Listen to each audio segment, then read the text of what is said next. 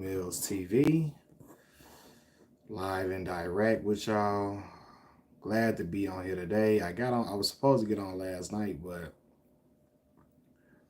my son didn't want to go to sleep, so I had to put him to sleep. Took a little minute, so I ain't hop back on, but good afternoon, everybody.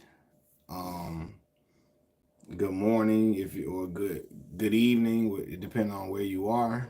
I'm in Chicago right now, and in Chicago it's 2:48 p.m. So still afternoonish. When do the evening? I don't even know when the evening starts. When does the evening start? 4 o'clock. Evening starts at 4 p.m. maybe. Y'all can correct me if I'm wrong. I'm not exactly sure, but yeah. So I decided to hop on real quick while my son is taking a little nap. He, sleep, tired from school. Got a birthday coming up, so we getting ready to celebrate his birthday. He will be 4, so I'm excited about that. Excited to celebrate him and 4 beautiful years of his life. But we're going to get on here and talk about nepotism. And nepotism as it pertains to Michael Jordan and Kobe being Bryant. But I'm going to wait till y'all come on in here and hop in before I had this discussion. I know some of y'all are at work, working hard, working tirelessly. Some of y'all might be getting ready to get off. Some of y'all may not be working. Some of y'all, working, watching while you work. Either way, I appreciate y'all tuning in. Y'all hit the like button for me. As soon as y'all come on in, it means a lot to me. But yeah, we're going to talk about nepotism. Nepotism as it pertains to basketball greats like Michael Jordan and Kobe Bryant and LeBron James. Nepotism in the NBA. All of the sort. You know what I'm saying? I'm willing and ready to have that conversation. It just depends on who all gets on today. Let's see who's gonna come on here with me. Let's see who's gonna come on here with me.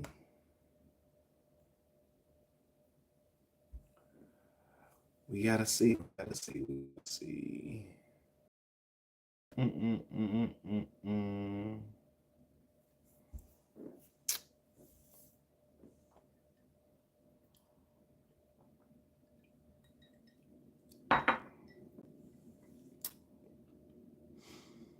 Ugh.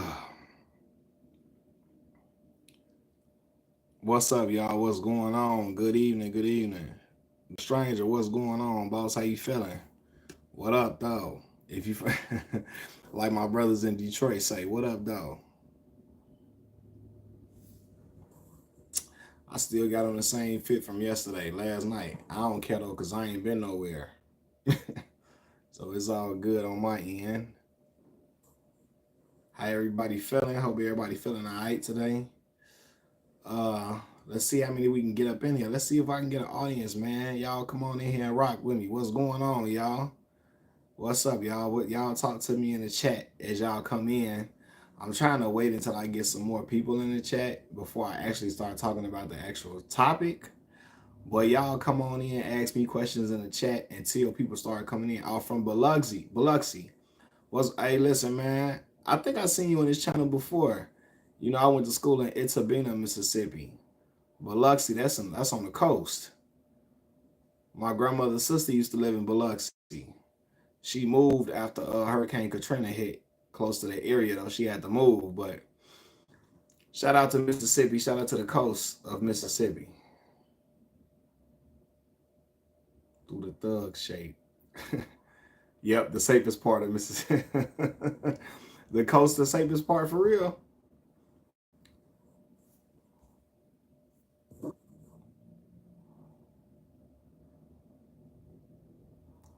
Is the coast really the safest part? I ain't know that. You just taught me something new for real. Yeah, I was in the Mississippi Delta. I was in the Delta, so I'm by Greenwood and Indianola and all of that. Oh man, I appreciate it, man. I hope my family will. Yeah, everybody good, man. My son getting ready to turn 4. So getting ready for his birthday party. Getting ready to celebrate him. have some fun with that. Friends and family and all of that gonna gather for him on that day. So we chilling, man. Game is game. What's going on, man?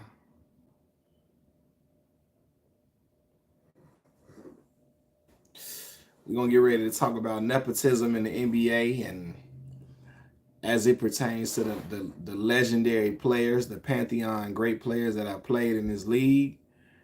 And we're gonna talk about all of it, man. Like I say, because it was a fine time to talk about it, especially after the game yesterday.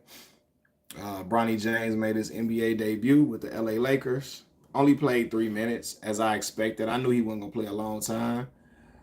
Say what's good, Mag. Hope you and the family are well. Oh man, we all well, boss. I appreciate you asking, man. My son getting ready to turn 4. So we getting ready for his birthday. Getting ready to celebrate him. Blessings to, watch him grow. And yeah, just ready to have some fun with him and celebrate him on his day with, family and stuff like that. And so we all good. I hope you well too, man. I hope you doing well, man. I appreciate you always tuning in, and I appreciate the love you shown me on the channel for sure. It mean a lot to me. Y'all hit the like button as y'all come in. Hit the like button as y'all come in for me. Hold on. Other than getting a ring, what else do you think Bron could do to keep his name up there with the best? Because after he retired, his career going to be micromanaged. Yeah. Other than getting a ring, I think that's all that's left for LeBron to really do. To be honest, bro, get a ring now. Get another ring if possible. If possible, if he wins another ring, I think that will definitely bolster his resume a ton. If you win a ring at 40, and don't let him be like Finals MVP, that's gonna be unheard of. So I think that's the best possible thing to do because I think he got every athletic mind. What's going on? He got every other major, not every, but he's top 10 in a lot of other stats. He's top 10 in assists, top 10 in steals, top 10 in 3-point shots made. Uh, he's number one all-time leading scorer. He got over 40,000 points. So I think the biggest thing left for him to do would be to try to win another championship. And I think something that he really wanted to do was play with his son. So, he going to accomplish that. Well, last night they were on the court for 3 minutes together.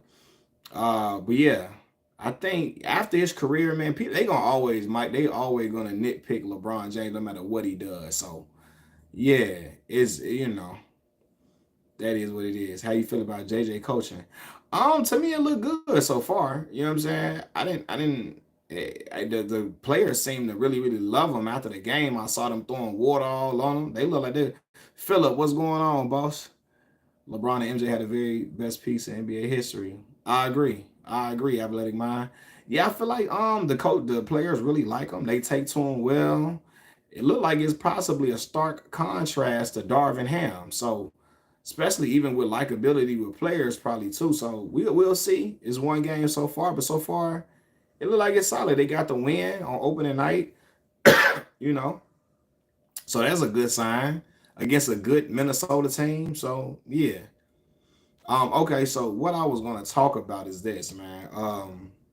You know, uh since Bronny James has been drafted by the LA Lakers, there's been this big discussion about nepotism in the NBA and is it good? Is it good? Is it bad?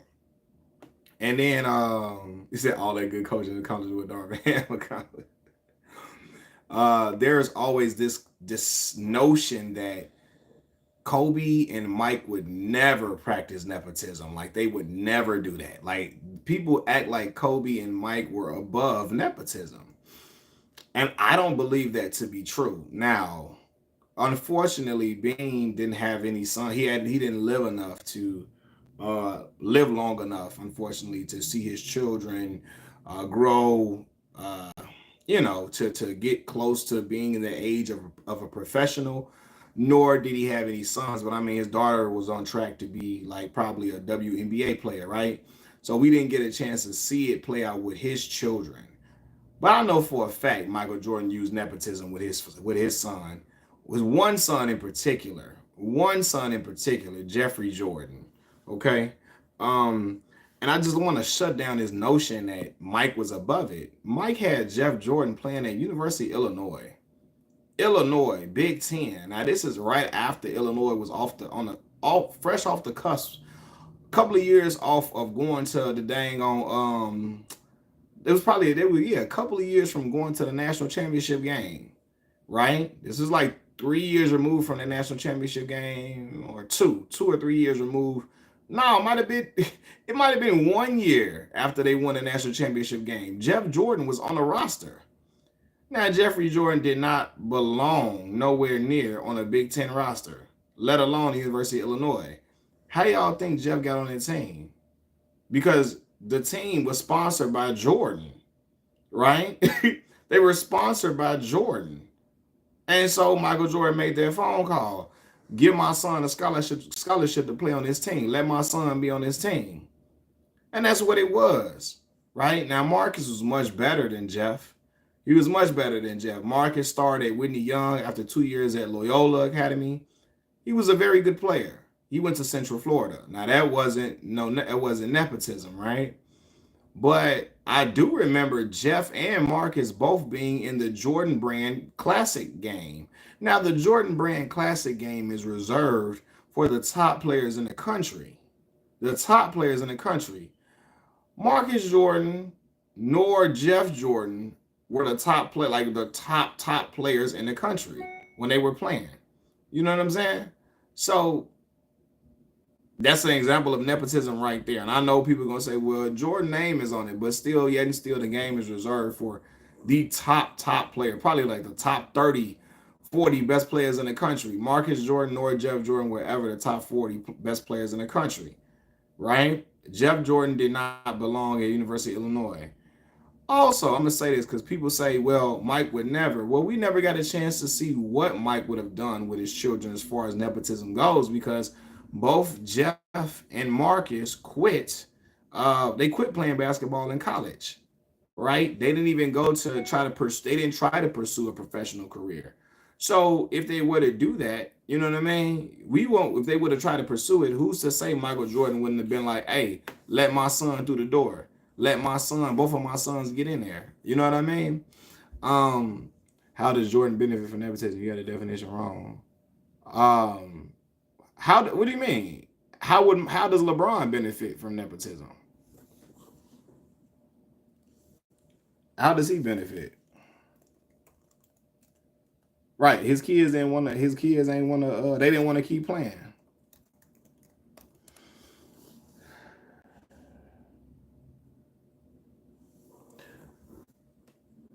They didn't want to keep playing. Also, let me say this: when people say Kobe Bryant would never participate in nepotism, I keep bringing this up.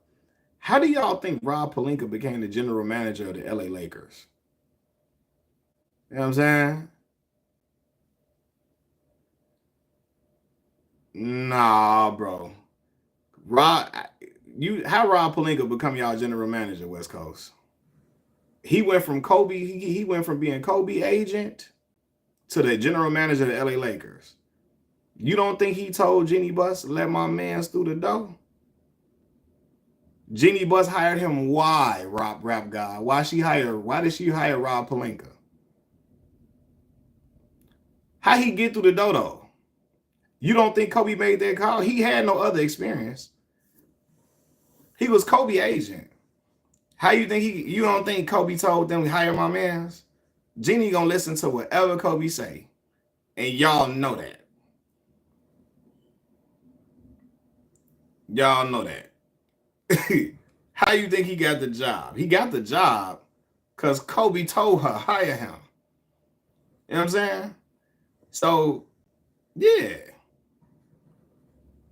I know people don't want to think that because he went from being Kobe agent to the general manager of the Los Angeles Lakers, where he already was at with Kobe. You know what I'm saying? So, yeah, what you call it is Rob is not a player, but was he good though? He had some good moves recently. You know what I'm saying? He had some good moves recently, but he had no experience being a general manager, is what I'm saying. Before he began that experience, before he went straight to being a general manager of the most historic franchise in NBA history. West Coast, how do you think that was possible? She didn't know he was good at anything yet. She didn't know he was good. How do you think Rob Pelinka jumped the line though, West Coast? I'm just asking, how do you think he jumped that line? Because he was Kobe Bryant's agent. She didn't know nothing about how he could be a general manager. He went straight. He didn't go to a lowly franchise. He didn't start with the Orlando Magic. He didn't go to the Memphis Grizzlies. Yeah, what you mean? What up? He got hired straight with the LA Lakers. That is, yeah, that's a hell of a job. First job to have as a general manager. Most general managers work their way up to being at the LA Lakers. You don't just go and be a New York Knicks general manager without having general manager experience. Kobe told her, hire my mans. I don't care what you talking about. Hire my mans.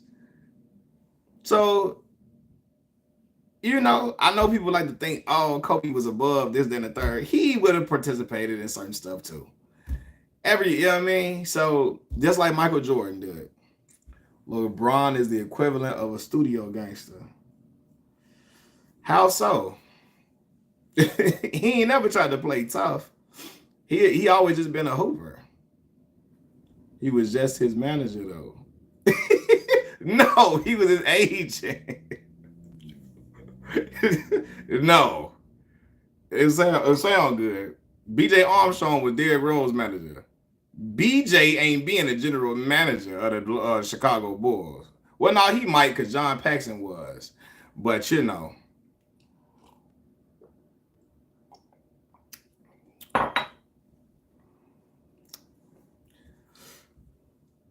And still, the Bulls, even with 6 championships, the Bulls franchise is not as revered as the LA Lakers because, you know.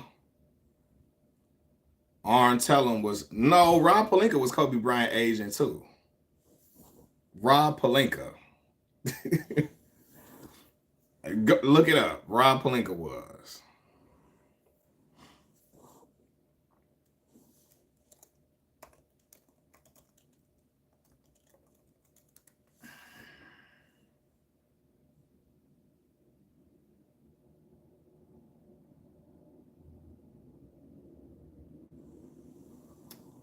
Yeah, Rob became his agent in 2003, and Arm Tellem groomed Rob Pelinka to be in that position.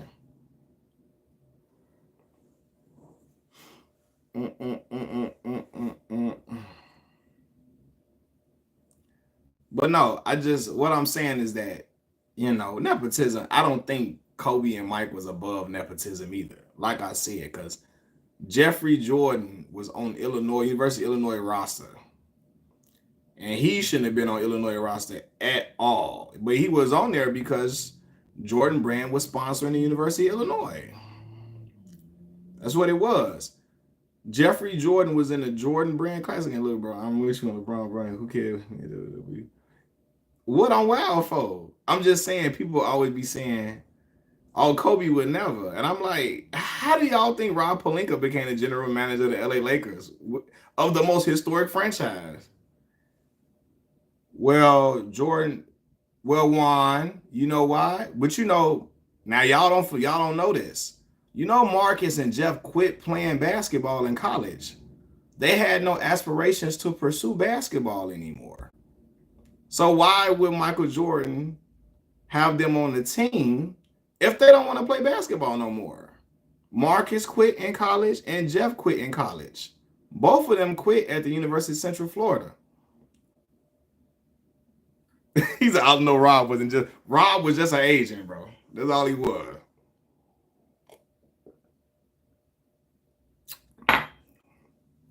That all Rob was.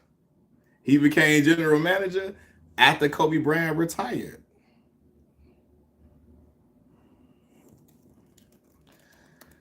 What did they play longer? Did they play longer in college than Bronny? They did. They played three. They both played 3 years. Three. You, the locker room show. I'm just keeping it a buck with y'all, because y'all holler out Lorenzo Stamp. Y'all say Michael Jordan would never and Kobe would never. And I'm giving y'all examples of them doing so. Right? Because Lorenzo, you know and I know, Jeffrey Jordan did not belong on the University of Illinois Fighting Illini, nor did they belong in the Jordan Brand Classic game other than them having a Jordan last name.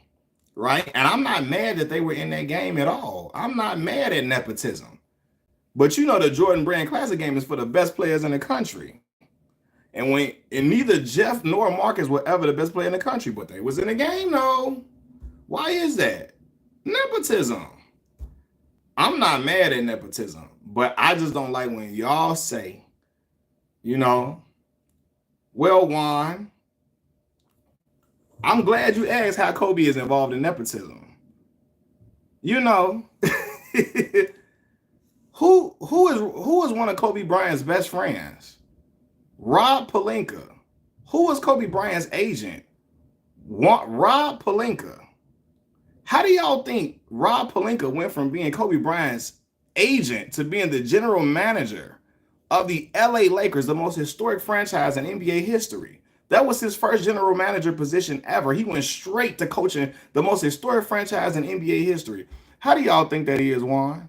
Because he told his sister, his big sis, Jeannie Buss, hire my mans. You better hire my homie.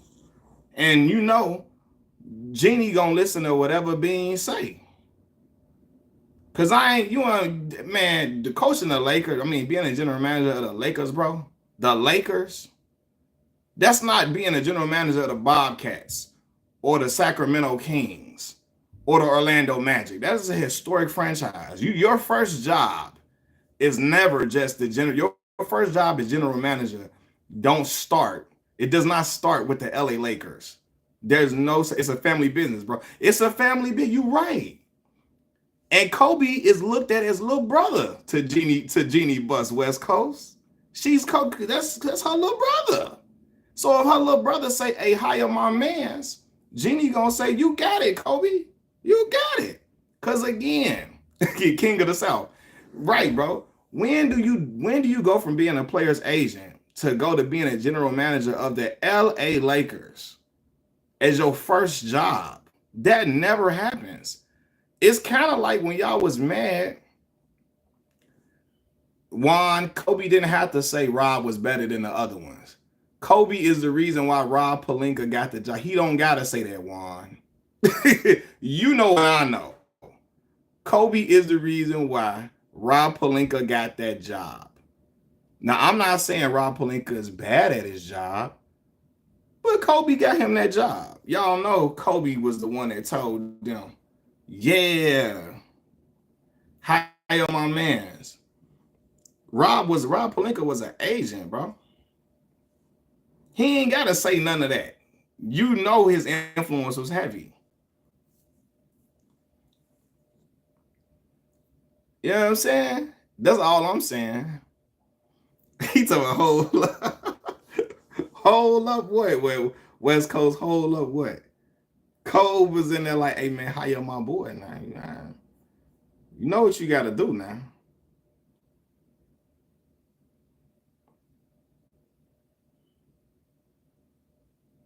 Stop picking the truth up in here. Look, they gonna get mad when I know they be mad at me. But y'all gotta understand, bro. That's like me being agent for that's like Rich Paul. If Rich Paul is LeBron agent and then he just all of a sudden just start being a GM for the Boston Celtics. You know what I'm saying? Like, why do you think that is? Why didn't you insert Steph Curry? He's benefiting. No, well, Steph is not, because Steph was already he was going crazy at Davidson. I can't include Steph in that. Steph got drafted off of his marriage. You know what I'm saying? I can't include Steph in that. Now, Steph benefited from probably having his father taught him how to shoot, of course, Juan, what does being a proven agent have to do with being your general manager position? As a general manager, your first position is with the LA Lakers as GM? That's like me starting off with the Chicago ABC News, fresh out of college. In Chicago. That don't happen. You got to go small to go big. When I left Mississippi Valley State, I ain't finna go straight to Chicago, ABC News in Chicago. I got to go to news in Charlotte. I got to go to news in Wyoming. I got to go to news down local, like local, small level. He was agent for more than Kobe, but he was an agent. What else was he was doing before then? What was he doing before then? He's a basketball agent.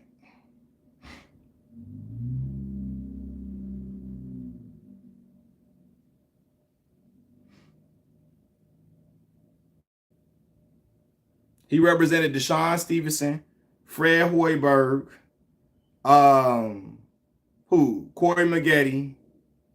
He was an agent.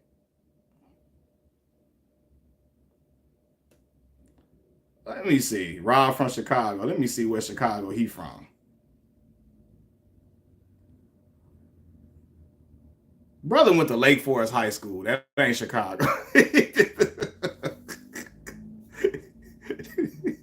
The brother went to Lake Forest. That ain't Chicago. Let's see, Rob, one of them dudes be talking about he from Chicago because he lived in the surrounding suburban area. No. You from Lake Forest. I ain't saying he no bum agent. I'm not saying he was a bum. That's the other Chicago, yeah. Now Rob Pelinka was on that team, the 5-5 team. Now he wasn't in the 5-5. He was on a team, but he wasn't in the 5-5. But again, you don't be like being the general manager of the LA Lakers. That's something people usually get after they didn't work their way up through NBA franchises. That's never a person's first job. That's like when people was mad when Steve Nash is the what's the name? When Steve Nash got the job with his first head coaching job was with the Brooklyn Nets without coaching ever. So, you know.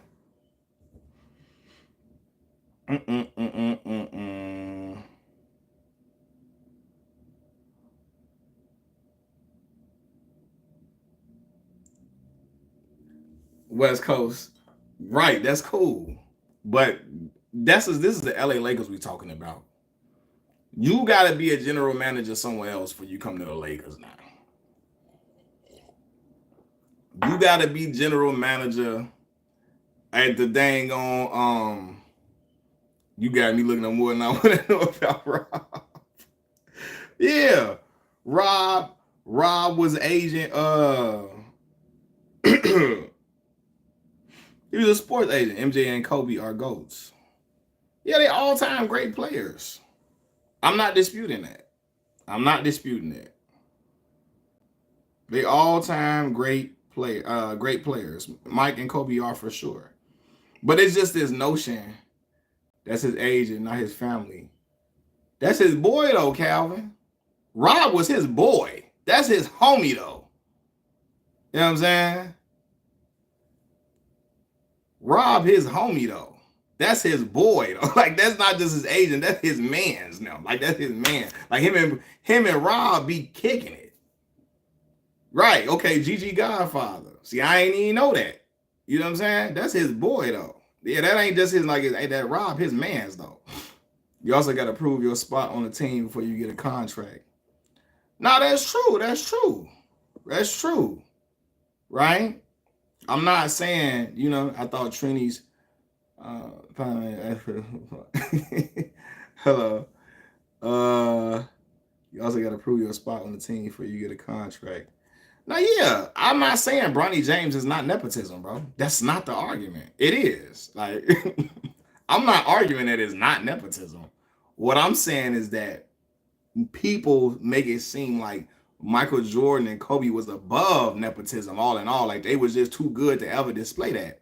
I'm not even against the nepotism, bro. I'm not. Like, I'm not mad he got Rob Pelinka the coaching job. I'm really not. I'm just pointing out that they would have done some stuff too. If Marcus Jordan or Jeff Jordan said they wanted to play professionally and they would have kept playing, Michael Jordan would have found a way for them to be on the team. You know what I'm saying? If he really wanted it. Yeah, nobody. I'm not even mad about like if he got Rob Pelinka higher. I don't use your influence if you can. And I'm gonna be real with y'all. People make exceptions for exceptional people, right? LeBron is an exceptional basketball player. He gonna have influence. Michael Jordan, Kobe are exceptional basketball players. They're gonna have influence. That's what comes with the perks. What about Dale Curry? Well, again, Dale was never a superstar, and it was not even about you being a superstar. It's Steph was in college hooping, like he was going crazy. So that's not nepotism. He was going to get drafted whether he was Dale's son or not. Him being Dale's son is not the reason why he's in the NBA. Well, maybe him being Dale's son, helped him learn some basketball skill or whatever. But Steph was out there implementing that. You know what I'm saying? Here you go, LeBron James fanboys like crazy. I'm just telling you the truth, bro. Bron, my favorite player, but I'm just telling y'all the truth. That Michael Jordan and Kobe are not above nepotism because I've seen them practice it. It's, especially Michael Jordan. I mean, he learned how to play from his father, but at the same time, Steph went out there and actually played. He implemented what he learned. He went out there and gave the results on the court, and it couldn't be denied. Like what Steph Curry did at Davidson could not be denied if you wanted to. The whole world was watching it. So yeah, LeBron was my favorite growing up. Yeah, mine too. He's still my favorite player though. He's still my favorite player, man. Um,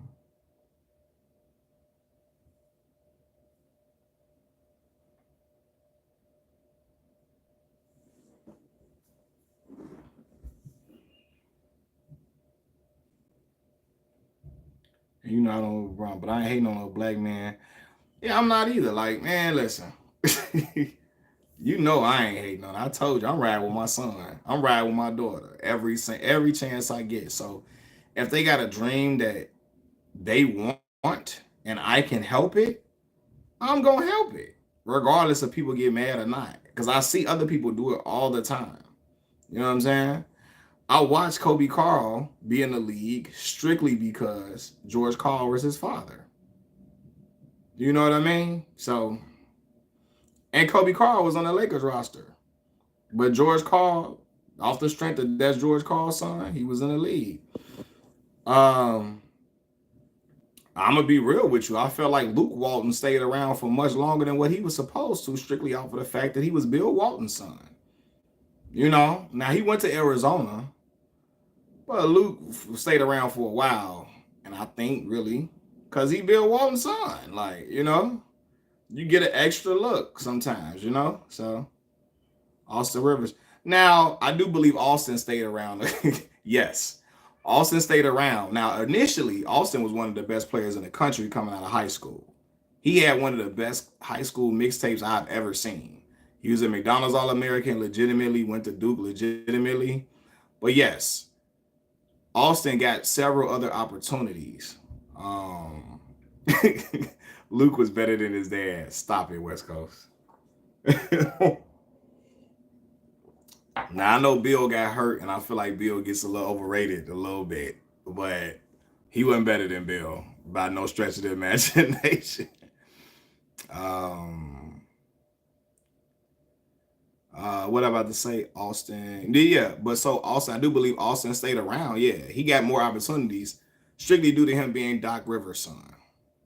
You know what I mean? And Doc got influence. And matter of fact, Doc kept him on the team because Doc was the general manager of the Clippers. He was general manager. He had, when he general manager, he was. He was general manager of the Clippers too. So he kept Austin on the roster. How do you feel about load managing in the NBA? So okay. I'm trying to see how I can phrase this. Yes, if I go to an NBA game, I do want to see players play. I do for a fact. Yeah, he did cut Austin too, though. He did eventually cut Austin. Yeah, he did.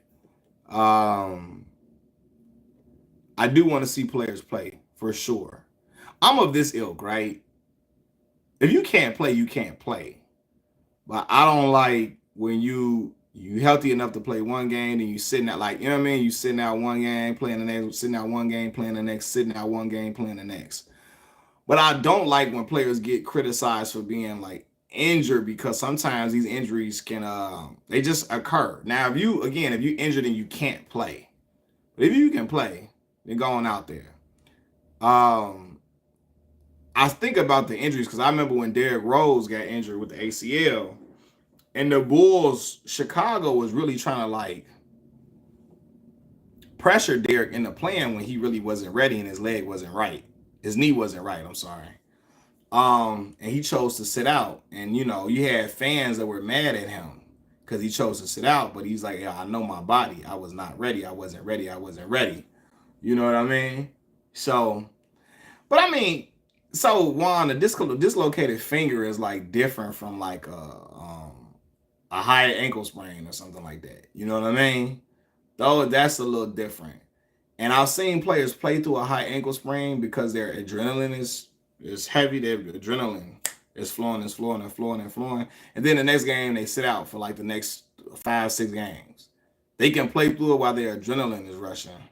You know what I mean? But after that, it's over with. So yeah, I think a dislocated finger is a little different than Right, he finished his free throws on a torn Achilles, but you can't do nothing else on that. But that was admirable for Hit to get his free throws on a torn Achilles, but he left the game after that though. You can get your free throws though. Yeah, I seen KG talk about low right, Steven. Now Steven B, that's what happened to RG3. The fans telling him he's soft. Come on, play, come play. Got rushed back, got hurt again. I watched Kevin Durant go out there and mess his Achilles up, right? In the dang on NBA Finals. NBA Finals, people he getting pressured to play by the Golden State Warriors when they were playing against what was that? Kawhi Leonard and them in the Toronto Raptors, right? He getting pressured to play, man. You need to be playing. You need to be playing. Messed up his Achilles. And as great as Kevin Durant still is, KD ain't been the same Kevin Durant that he was before that injury. You know what I'm saying? So it just all depends. I think it depends on the situation. But if you healthy enough to play one game and then you just sitting out the next and you playing the next one after that and you sitting out that's crazy to me. That's crazy. You playing one game, sitting out the next, playing one game, sitting out the next, playing one game, sitting out the next. You playing every other game consistently, that's crazy. That's crazy. That's crazy. Because I think Joel Embiid is saying he don't want to play no back-to-backs. But it's like, just sit out until you all the way good then. Just sit out until you all the way good then. Ben Simmons, now yeah, I do believe Ben is using it and abusing it. I think Ben psychologically, he's hurt as a player. And I think the embarrassment from I think the embarrassment from like his downfall has led to him being a shell of himself. Like I told you, you can see a player psychologically go down the drain, deteriorate. I saw it happen to Tiger Woods. I'm seeing it happen to Deshaun Watson, right? When Tiger, everybody thought he lived this pristine, perfect life with this perfect image. He was playing excellent, even though he was getting his freak on behind closed doors. The moment the world found out he was getting his freak on, down the drain, he just started playing bad because psychologically he couldn't deal with everybody knowing that his skeletons was out of his closet. You know what I'm saying? So I think the same with Ben. Like Ben, for real. If Tiger would have never got found out and if he would have kept being a freak, I think he would have still been playing at a high. I think the embarrassment from the world seeing him in that light, because he marketed himself as like the upstanding, perfect person. And yeah, when he got found out, it was trouble. Kawhi tripping. He been sitting out every other game for years. He been sitting out every other game for years. Yeah, you know what? I'm gonna be real with you, West Coast. I think something been wrong with Kawhi with his knees. Since I think he's been having problems for real since San Antonio. And I think him and his uncle have known there's some long-standing issues. I think he played to his best capability in Toronto to get he gave his all to get a big long-term deal. And after that, I think he was really, really done for real. Being a full-time player, I think after that. I think he already probably knew something was off with him in San Antonio. And I think, yeah, he gave his all to get that contract in Toronto. He won a championship, right? When he got the contract, fresh off of a championship, he got leverage. Why? Because the Clippers were believing this is the guy that's going to help us deliver a title to LA. This is the guy who's going to win a championship and keep the Clippers and make the Clippers relevant. This is the guy who, is going to be the one that push LeBron James out the way and be the king of LA. And they bought it. They like, yo, we sold. He won a championship. He was MVP. We sold on it. And then they gave him the deal, and they've been downhill since then. So, yeah. Kawhi has arthritis. Yeah. Probably so, man. But, yeah. Embiid used a low man excuse to duck Jokic. He said he running away from Jokic. Yeah, ain't no running, man. You gotta go straight at him. Clippers been believing that for 20 years. Yeah, I don't know, man. Clippers got bad luck.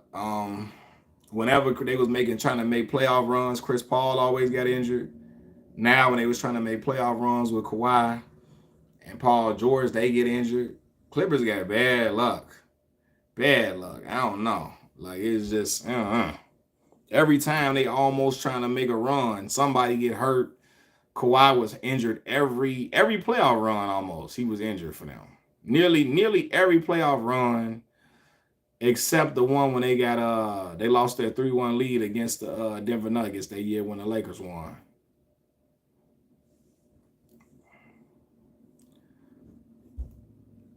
You say, I think Wale popularized that term back 2010. He's a goated rapper. Said J. Cole. Ooh, you say Wale better than J. Cole? I got to disagree, brother. I got to disagree with you on that one, brother. I don't think Wale better than Cole World.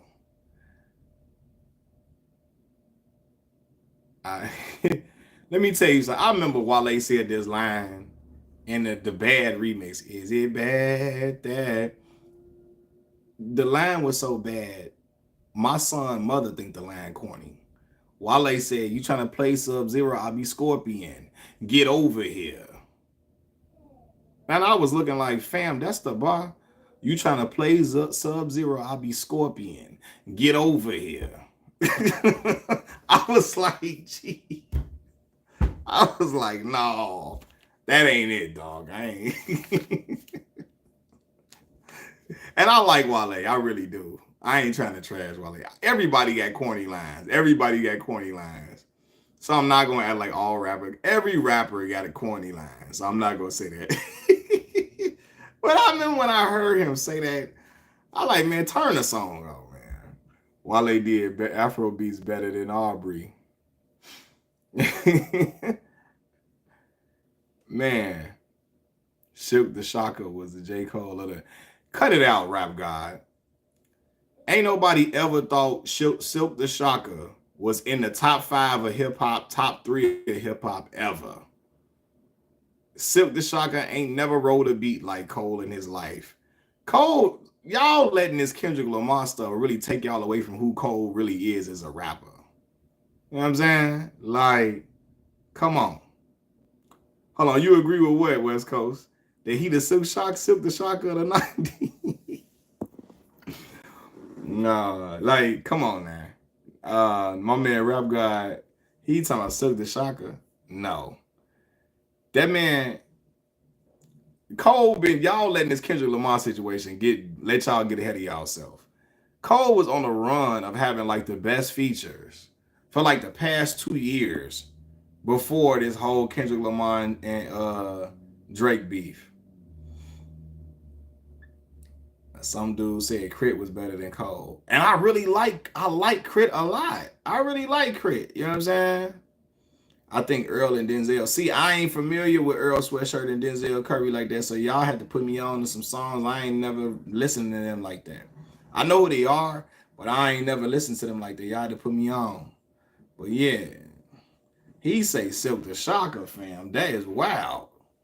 Favorite horror movie to watch during Halloween besides Halloween? Horror movie. Y'all know I'm not really a big horror movie person, but I really do like Candy, what's going on? What's going on? I like the Conjuring movies. I think those are really dope. I like the Scream movies. I used to like I Know What You Did Last Summer. Where the hell is Lloyd Banks? I don't know, man. Banks was my guy though. My man say I ain't even got a license yet, but got 7 cars yet. My TV the same size as Kevin Garnett. A brand new Buzz Mac 10 in a chopper and a white fan base because Eminem is my partner. Earl Sweatshirt, Huey the Man, bro. See, you naming people I never heard of, bro. Oh, you said that's the name of the songs. That's the name of the songs. Okay, my bad, Leo. Michael Myers is my favorite. Hey, fun fact. So I like to watch reaction videos. Let me screenshot that. I'm gonna listen to these songs real quick when we get off. But yeah, Candy, what's going on, Candy? I was watching somebody react to Halloween the other day, and I watched Halloween H2O, the one with LL Cool J in there. I watched that one like yesterday, 2 days ago. I was watching it on what's the name? The Game clears 50 Cent. Yeah, as a rapper, I do think the Game is a better rapper than 50.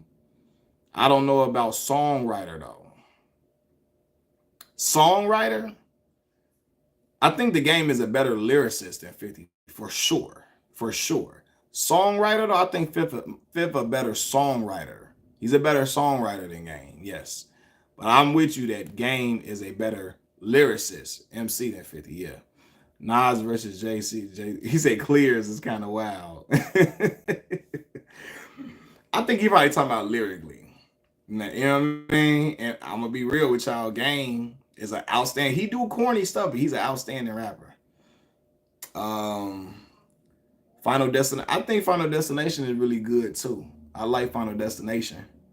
She said the Game trash. Now, Candy, that ain't true. That ain't true. That boy can rap now. He corny. He a cornball. But he can rap though. You know what I'm saying? I like his raps. I like his raps.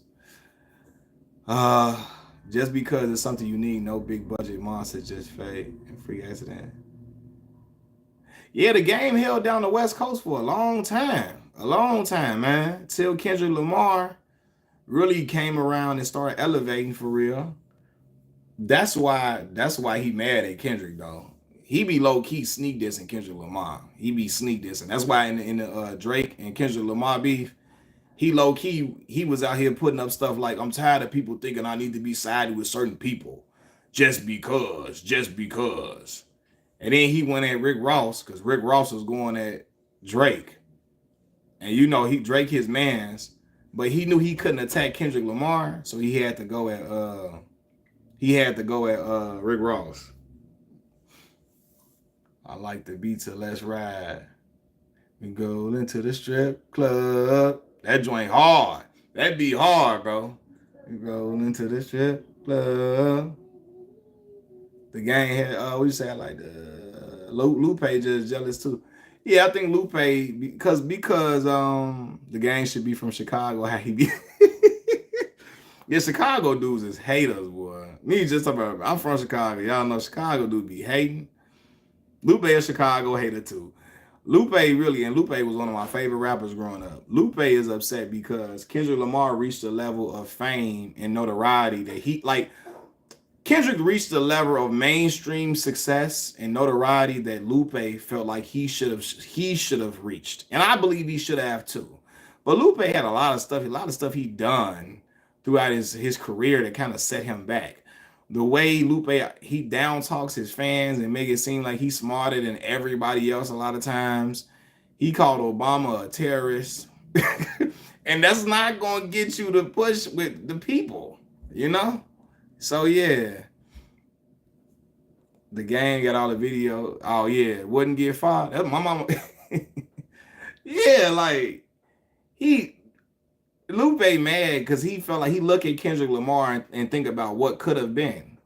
Lupe was supposed to be what Kendrick Lamar is, being truthful with y'all. He really was supposed to be in that limelight, you know? That really he was supposed to be in that limelight, but a lot of times he got this complex that he's smarter than everybody else, even to his fans, and that's very off-putting to people. You know what I'm saying? So, and he be playing on your intelligence silly sometimes too. Like the brother came on here and told me that if I can prove that he hadn't heard Not Like Us, he would give me his whole Nike collection except his Red Octobers, right? Knowing there is no way for me to prove that he hasn't heard Not Like Us. So I'm not going to accept that challenge, brother. I can't prove that you haven't heard this song. You think Waka Flocka could have been with Future? I don't know, man. You know what? Just say what you want to say about Future. He got the ability to make a hit. And Waka, he gave us some nice bangers for a minute. But I think the acclaim, the fanfare from Waka was just never the same after a while. Like if Future stopped rapping when Waka stopped making music, a lot of the world would have been up in arms about where is he? Why isn't he making any more music? I don't think anybody is really too. And I was a fan of Waka, but I moved past that era a little bit. I don't know. Even though I really enjoy the music still to this day, because when I hear songs like All I Know by Waka, that's one of my favorite Waka songs. Fire. Lupe told the same thing to Curtis King about proving he hasn't heard the beef track. Yeah, bro, like he said that, see, Candy, and knowing there's no way for us to prove that. My homegirl told me I should have got on a call with Lupe Fiasco and turned on Not Like Us as soon as the video came on and say, well, now you heard the song, listen to it, Lupe. Now give me all them Nike shoes that you got. Fetty Wap was fire. Uh-huh. Yeah, Walker definitely has some HBCU classic joints for sure. For sure. Now, his songs were hitting the HBCU scene before I was in college, though. Unfortunately, I was in high school when Walker was pushing out them hits like "Oh Let's Do It" and all of that. You know, No Hands and all of that with Roscoe Dash and them. That was in high school for me. Isn't that the only reason anyone goes to HBCU football? Well, and people still go to see the game for sure, right? You know, but a big part of people really enjoy seeing the games because of the band, the showmanship of the band. That's you 100% correct. It ain't the only reason, but people love to see the bands perform for sure. Trap Queen, that joint hard. I mean, when I first heard that, I was at Mississippi Valley. I was coming out of New Man Dormitory, and a girl rolled past playing Trap Queen. And I'm like, bro, what is that song? Right? And then I heard it again on the yard, and I went and looked the song up. You know how you put the lyrics to the song in YouTube? Try to put up the lyrics of the song, and it came up. And I was hooked on that song for a minute. You like Thug more than Future? You know, I'm going to go with Future. But I do see why you say Thug, though. Commas. Listen, man. What? March Madness went crazy. Stick Talk. When Stick Talk first came out, what? We was at school. It was going up. It was going up.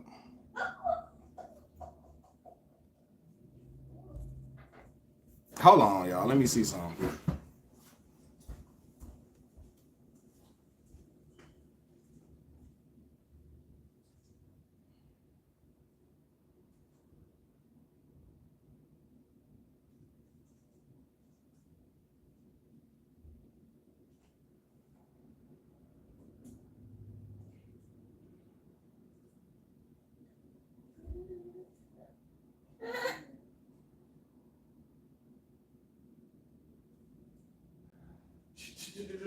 Yeah,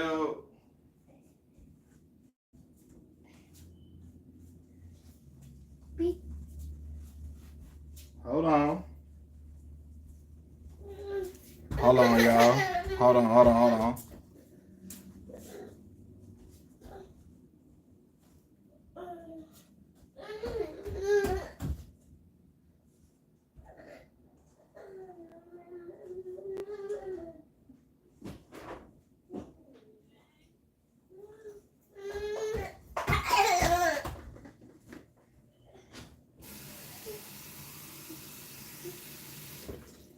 I gotta make my son something to drink, y'all.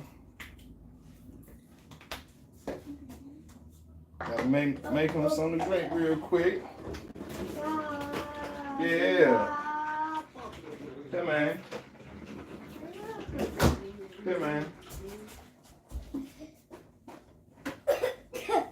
Here.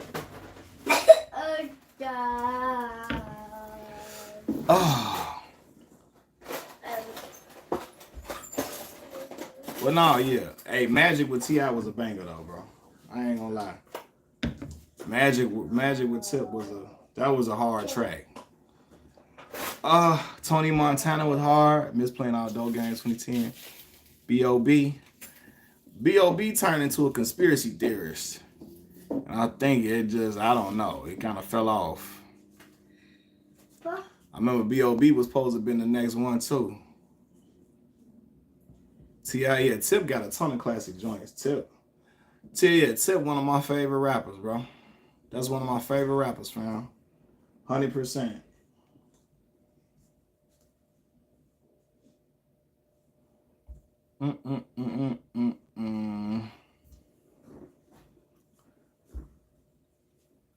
Airplane. Airplane was a joint. T.I. greater than 50 Cent. Even the hooks, I think 50 got him on the hooks.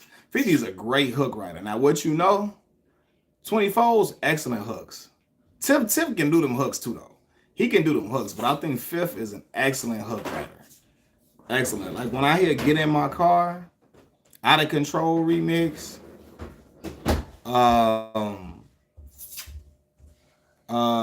What else? He wrote 21 Questions hook. He wrote the hook for Paradise for LL Cool J and A. Marie. So yeah.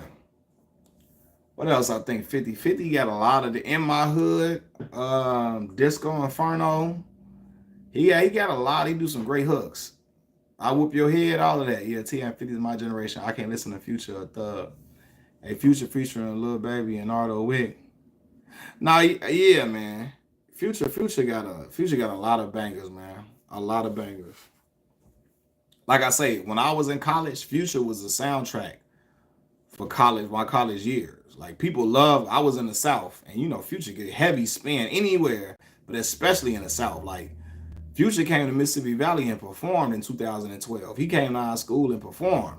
This is when he was on the rise, when he was still making his name for real, but he was, you know, bubbling. Just after that, their fingers, they itching for that paper. Their fingers, they itching. That was a joint. Everybody's in. We be at a party going crazy. Hold on. Oh, we used to be in there vibing. But yeah, Flow Rider. I ain't gonna lie, bro. I ain't never got into Flow Rider. I ain't gonna lie to you, bro. Yeah, Get Rich whole album was fire. It was full of fire hooks too. Like the songwriting was excellent. I just say I don't think Fifth a better lyricist than Game, but songwriter though, Get Rich one of my favorite. Like that is an album. That's one of the albums that really, it really shows my love for hip hop. As a kid, certain albums I heard really like gave me my love for hip hop. Get Rich was one of them albums. That's a flawless album for real. What up? What's happening? Oh, that's the Shawty Low disc. Tip got off on them. He got off on them. But yeah, Get Rich, bro. That's all you heard riding through the hoods of Chicago and everywhere. I can imagine everywhere. Get Rich was playing everywhere. That's an album that was not what's the word? It wasn't a coastal album. You know, some music is only played on certain coasts. On East Coast heavy, down south, West Coast heavy, Midwest. That album was played everywhere. everywhere. You could not escape Get Rich or Die Trying. And it was getting played for more than just that one summer, or not summer, because it came out in like the winter. That album was getting played for like a year straight. And beyond that, people were still playing it. So, yeah, Get Rich really held him over for 2 years. He ain't do another album for 2 years. I mean, that was customary for an artist to drop an album every 2 years. It was only certain rappers. DMX was dropping an album every year. Ludacris was dropping an album every year. Matter of fact, X had 2 #1 albums in 1 calendar year, which is excellent, which is outstanding. Yeah, old and young play. So, right, listen, my granddaddy was playing Get Rich or Die Trying in the basement. My granddad had made a little studio down. My granddad was a drummer. He was a musician. And so we was staying on 120th and LaSalle. We wasn't staying there. My grandma was staying there. My granddaddy. My granddaddy got Get Rich or Die Trying. It was playing it downstairs in the basement. I came downstairs because he had got me some little drums to play. I came downstairs like, what? So you right. Old and young was playing that. You right, Candy. Everybody was playing that. It was on repeat too. You said you was in high school when Get Rich came out. Yeah, my brother was in high school at the time, him and my cousin. Because Get Rich came out, what, 03? 03? Yeah, now my brother graduated high school in 02. And then my cousin graduated 03. My cousin that played basketball at West Virginia. Get Rich came out when he was in high school. Pretty Ricky about to blow up at the ground on me. Yeah, I mean, that was my era, Calvin. That Pretty Ricky era, that was my elementary school time, going into high school time when Pretty Ricky was hot. They did their thing. I wish they could have stayed together longer, but they provided us some bangers though. Love Like Honey and Grind on Me and On the Hotline, and you remember that 5 in the morning? That joint was hard. And then I remember they had Juicy, Make It Like It Was, Age Ain't Nothing But a Number. Boy, all the girls was playing all these songs in the hood. All of the joints. Your Body. Yeah, Age Ain't Nothing But a Number was crazy.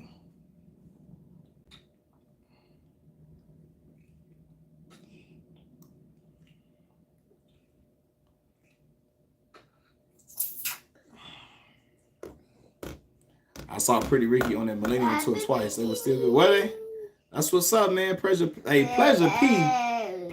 had them vocals, boy. He was singing on them hooks for them girls. Chris Brown had the lady screaming in the same. Well, Chris Brown still got the girls going crazy right now. You know what I'm saying? That's a fact. Even though I feel like Chris do a lot of corny stuff. A lot. But he get passes for it because the girls love him so much. So, yeah, I ain't had no business singing. Listen, my favorite song was, I told you, boy, I used to like Pony by Genuine. Why was I singing that song? So Anxious. Why was I singing that song? So Anxious. Let me say, Genuine. None of your friends' business. It ain't none of your friends' business. Ain't none of your... What? Genuine was the dude. They be trying to play Genuine because of that little moment he had on stage a few years ago. But Genuine was the guy. Y'all know, in those jeans, Differences, aka My Whole Life Has Changed, because black people think the song called My Whole Life Has Changed. The song called Differences, though. 112, yeah, you right, 112. First of all, yeah, 112, boy. Anywhere? Lil Zane was spitting his verse on Anywhere. Lil Zane was about... Oh, yeah, I remember that, when the situation with Genuine. He was on a TV show or something like that. Kali Uchis. I don't even remember how Kali Uchis, how she look. I just know she was on that song with Daniel Caesar. Ooh, thought I'd get you. That was a joint. Get You by Daniel Caesar. That was some lyrics. That was some real love lyrics. Through drought or famine, natural disaster, my baby has been around.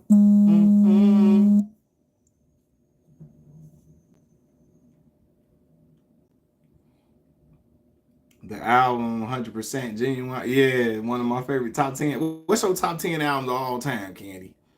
It might have been Big Brother. My grandmother used to love watching that show. My grandma used to love watching Big Brother. She's dating Travis Scott's protege. Who is his protege? I ain't see the DMX documentary. I ain't see it. Shout out to X, man. Yeah, I did bring it up. Okay. Don't try to understand. Okay. Don Tolliver. I know that name. I'm just not familiar with the music per se. I might be familiar with the music and just don't know. Because sometimes I be hearing songs and don't know who the artist is.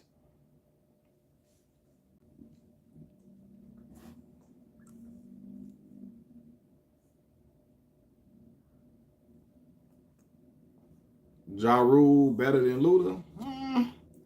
Well, yeah, I appreciate Ja Rule's career. Luda had some hits for sure. Luda had some Southern Hospitality. You right now, Southern Hospitality, fire, fire. But I will say, I think Ja Rule has some. I enjoyed a lot of Luda songs, but I think Ja has some more hits that I like. More hits that I like. You know, Luda versus Ja is a very good. It is a good one. That's a good one to have now. Cause Luda got some bangers too now. Saturday, What's Your Fantasy, Splash Waterfalls, Stand Up, Move B. You know what I'm saying? Act a Fool. He got Get Back. He got Luda do got Luda. Luda. Luda got Area Codes with Nate Dogg. So many songs that I wasn't supposed to be. Ludacris on the Made You Look. The song. I'm gonna get into Ja's catalog, but I'm just trying to think of Luda's catalog off the top of my head. Luda got some bangers though. Red, what's that joint? Number one spot. Number one spot was hard because I'm worth a million, gazillion, fulfillion dollars. um, finger squeeze trick like boa constrictor. Yeah. Yeah, they gonna have to. Luda and Ja gonna have to. That would be a crazy versus. I ain't thinking of that. Pimping all over the world. The fancy car. The pee popping candy. Hold on. Head down. See, that's when I shouldn't have been watching BET Uncut. Watching pee popping, I was in there with my remote on last. So if my mama come up in the room, I can hit the last button so she don't see that. I was watching that freak man stuff. You know what I'm saying? Go to sleep. Go to sleep, Kettle Candy. You was in high school when Go to Sleep came out, Candy. Go to Sleep. That was a high school. That was a joint my brother and them was listening to. Go to Sleep was hard. Then roll, come on, roll out.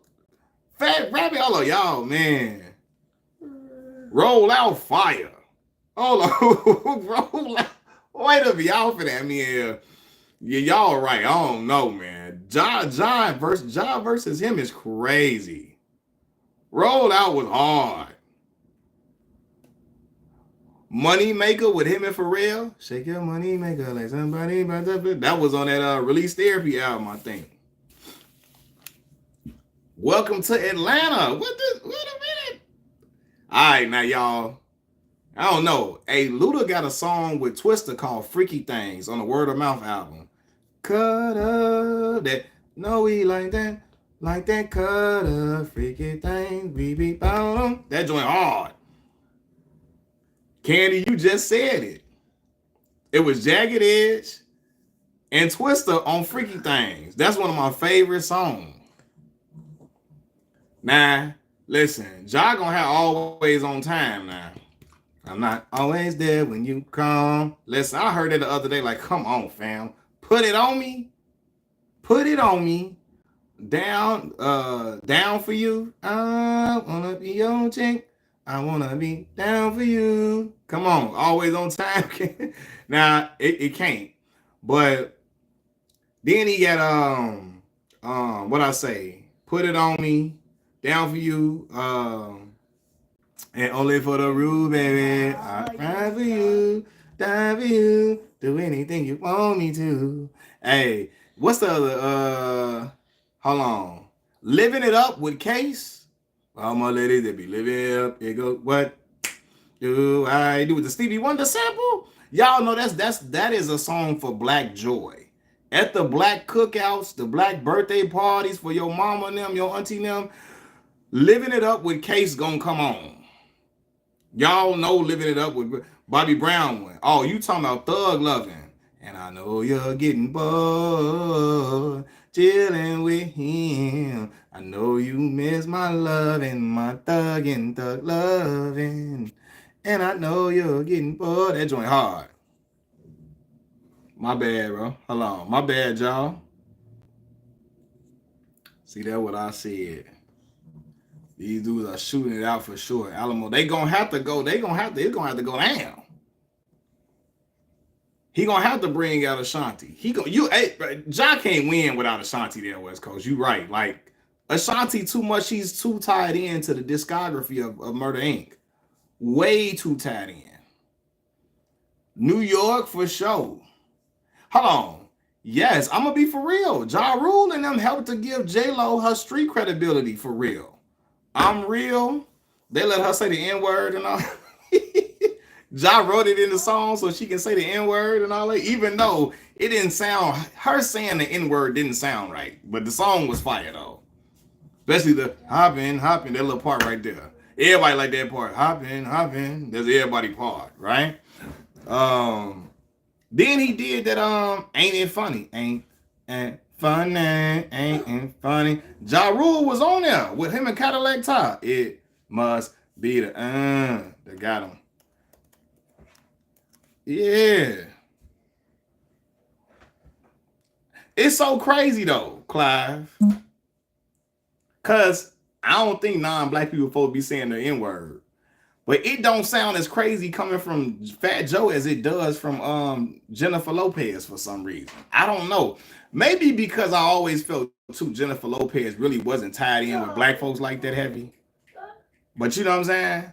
I don't think nobody but black people should be saying that word. But it does. It what's crazy is it never. As Joe was saying it, is as a kid, I knew J-Lo was not tied in with black folks like that at all until it was convenient for her to sell records. But y'all know my rule though. I feel like nobody but black people should be saying that word. So Joe shouldn't be saying it either. But let's go back to Ja Rule's discography. I forgot about Down Ass Chick with Charlie Baltimore. Oh yeah, they gonna have to go at it. Stop, Malcolm. Hold on. Rainy Days with Mary J. Blige. Wonderful with R. Kelly. Him and Ashanti. I Cry. Yeah, fam. Come on, man. Yeah. That ain't gonna be that's a hard. They should have did a verses for real. You said New York. I'm from New York. Yeah, they're gonna have to. Yeah, man. They got songs in I forgot about for a second. Yeah. Yeah, that'd be a great verse. I don't know. Listen. We should have did the matchmaking for the verses because we in there like Luda. Somebody who was the first person that said Luda or Ja? Who said that first? One of y'all said. I forget who it was. But listen, between me and you, you right now, Calvin. When I seen that video with Christina Milian, I was like, yeah, that got to be my girlfriend right here. She got to be my girlfriend. Yeah, people don't take Luda serious, but I think because Luda was making so many big hit records for me, because I'm not normally into comical rappers like that either, Clive. I'm gonna be real with you. But something about Luda's comical rap was just, I don't know, maybe because he was making hits, even Slap. I know it's strange, but my brain's gone really insane, and I'm off the chain, sipping on the fifth on the golden grain. I feel like slapping somebody today. Slap, slap. Slapping the N-word today is what he really said, but you know. Slap is hard though. Nick Cannon messed it up. Nick was out here, you know, Nick was taking them down through there all the time. So Nick was not with one woman, I don't think, ever in his life. Outside of when he had Mariah tatted on his back, I think he was with her for a short period of time. Then he just kept moving on. But Ludacris, hold on. Nick Cannon, it was different. Nick Cannon always been one. Yeah, because Nick done been engaged about 3 times, I feel like. Hold on, y'all. Come on, Mel.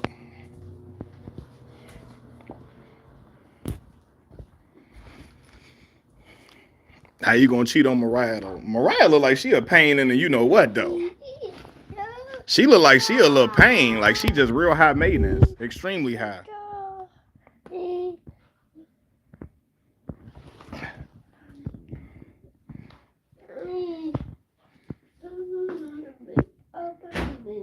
Yeah, she kind of like she got a way about her. Kenna, what's going on?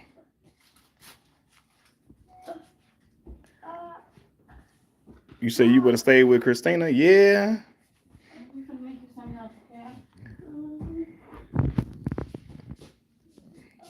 Yeah, y'all cultured than him, man. Y'all got the hits for real. Mariah spends spends $1 million a month, right? She real high maintenance, boy.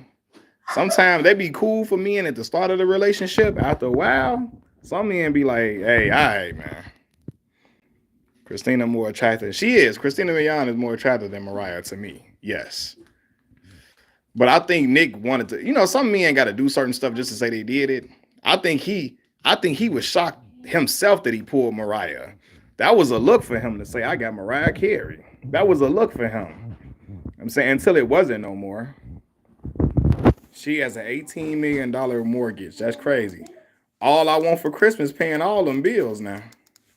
You know when Christmas come out, Mariah Carey, her record sales go through the roof. Mariah wanted a baby boy. Yeah, she wanted a young. Yeah, she strike me as a person that want a young dude.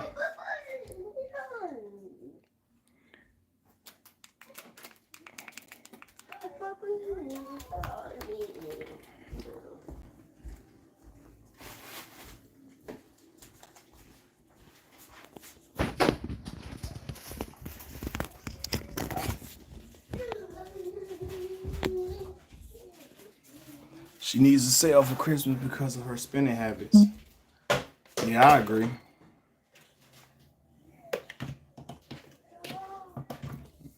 J-Lo obsessed with Ashanti, is she? Ashanti helped her put them vocals on her songs, though. I know that. We belong together. All I want for Christmas, pay them bills.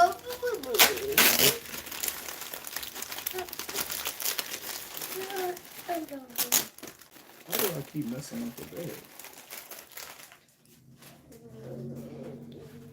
Mariah don't need to do nothing but be Mariah. Yeah, her name carries weight for sure. But I always say Jermaine Dupri helped to bring Mariah back into the fold with black folks, though. When he did that, what's that, the Emancipation of Mimi album? That's the one that had We Belong Together, Shake It Off, and all that on there. I think he helped to bring her back into the fold with black folks. Because, you know, Mariah went pop for a minute. You know what I mean? You know, Jermaine Dupri, was writing them songs for her. Him and Brian Michael Cox. Now, the L.A. Reid, yeah. Him and Brian Michael Cox now, they were putting them songs together for her to get back in that fold. Now, breakdown now. You know Stevie J did that beat? Steady breaking me on down. Stevie J is really talented. Love and hip hop, man. Just, you know. She changed her sound in 97 with Butterfly. Oh, Diddy. Okay. Yeah. Jermaine Dupri, Jazzy Faye, Elephant Man was everywhere. What's going on? I said, what's up, little bro? What's going on, man? Red Ranger turned into Yellow Ranger. This is not recent. I still had Power Ranger on my draw. He crazy. He wild. Emancipation of Mimi. That was her and Jermaine Dupri. Right? Now, that song produced It's Like That. That album is Like That. We Belong Together. Shake It Off. Oh, my boy Melvin calling me. I'm gonna hit him back. Might have to get Melvin on the chat with me. Don't forget about us. Hold on. Don't forget it. When it's for real, it's forever. So don't forget about us. That joint was hard. He said, right a little before your time. Nah, hold on. Now, Kenna. I know some Mariah now. Hold on. Some stuff was before my time, though. You right. I'll take Boca and Skull over the Blue Ranger. Nobody wanted to be Billy the Blue Ranger. Right. See, my mans will be Boca and Skull over the Blue Ranger. That's so crazy for Billy, man. Nobody wanted to be the Blue Ranger. You hear me? Because I was listening to Honey now. Butterfly. First of all, Butterfly is a beautiful song. Butterfly is a beautiful song for real. Breakdown. What's the one joint I like? What album is from? Hold on. Now I'm trying to think of Mariah hit joints. Hold on. That one on the blue. What album had? What Daydream? What songs was on the Daydream album? Let me see. Daydream. What songs on Daydream? Fantasy. Always Be My Baby. I love them songs. There you go. Always Be My Baby in Fantasy. Yeah. Nah, Mariah is a hit maker for real. Nah, I love Fantasy. Always Be My Baby. Yeah, Mace verse. Yeah. Mace, hey, listen, let me tell you something. Mace and Betha had the perfect flow for R&B songs. Like, his flow was perfect for R&B tracks. That's where Loon and Fab get their flow from. You know what I'm saying? That's why when Mace say on I don't know, Officer, he did that song with 50 and them. When he said, I don't know why Loon and Fabby want to admit that I'm their daddy. I don't know why Loon and Fabby want to admit that I'm their daddy. Yeah, Mariah, man. Mariah got them hits, boy. Beautiful. Her voice is outstanding, amazing, though. I'm not going to... Oh, no, her voice is amazing. I had to remix. People here, not Mace gone, and they think... Oh, yeah. Okay, I'm thinking you saying something. Yeah, Mace is a timeless rapper. It's not a shame because that was his choice. But, you know, he did Harlem World and Double Up. He did Harlem World and Double Up and Left Out. And really did no promotion for the Double Up album. Because by that point, he was done and decided he was going to move on from rapping. And I was listening to the song called... Y'all remember on Harlem World, Mace had a song called The Playaway with 8Ball and MJG. Are you going to do a membership? Yeah, I'm going to do that, Kenna. Y'all be telling me to do it, too. I'm going to figure out how to set it up on here.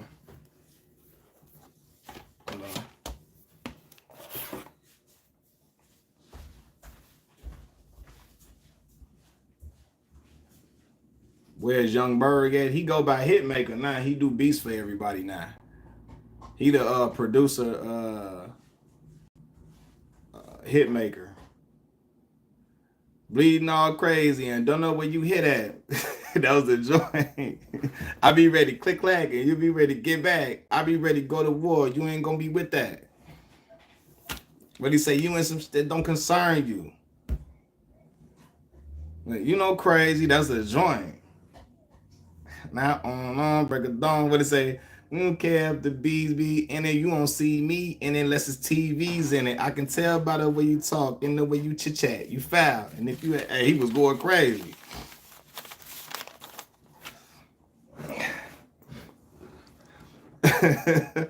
West Coast asked me, did I watch the Lakers game last night? Now, that's like asking me, am I from the South Side, Chicago, Illinois? Absolutely, brother. Absolutely. Absolutely. I seen your video about running track. I know. You know, because the last time I made a video, when I said men running trains on women was weird, you had men coming in there talking about some, you don't get no girls. You don't get no girls. That's because you just say you don't get no women. And that's why I said I could pull y'all mamas. Relax. That's why. You know what I'm saying? That's what dudes are saying to me. You don't get no girls. Whoa. That's what I said to him. Whoa. No, okay, so yeah, it's weird. It's very weird. But the topic came up because Dawn Richard, that used to be in Danity Kane, and she was in Dirty Money. She, in her lawsuit against Diddy, she said she saw Diddy like running a train on his assistant, right? And so Gene Deal was talking about it in an interview. You know what I mean? But yeah, when I said why he count, yeah, man, bro, that's what dude was wild. I think because that's what the dude that said that to me, that he engages in that, and I guess he felt attacked, so he was like, just say you don't get no girls, bro. And I'm like, bro, stop playing with me. Stop playing with me. For I throw on this cologne and be smiling in your mama's face. For I throw on that YSL. You hear me? Get that haircut. And be smiling in your mama face. Let me stop. Let me stop. I will never stop listening to Diddy. Nah, man, listen. You can't escape Diddy's musical influence. If you're listening to if you're listening to like any Bad Boy, like you can't escape listening to Bad Boy artists and music. And Diddy, his fingerprints is all over that music. I tell y'all all the time, I don't think Big would be as big. I don't think Biggie would be as big as he is without Diddy's musical influence and musical direction. Diddy molded Big to be the fly dude that talks street stuff, but also talk fly to the girls. That was real smooth and player like, but also still real hood, and still would talk street stuff. If it wasn't for Diddy's influence, you wouldn't have had songs like Hypnotize, like Juicy, like Big Papa or One More Chance and stuff like that. You know what I mean? Now West Coast, that could be true. That part could be true.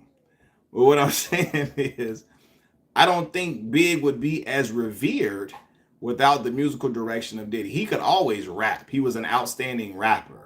But I think Big would just be rapping over them beats like Party and BS. And I don't think he would have been able to make those mainstream hits to be like really, you need the mainstream hits to be really revered amongst the general public. And those hits really came from Diddy's production, his direction. Big would have been like Joey.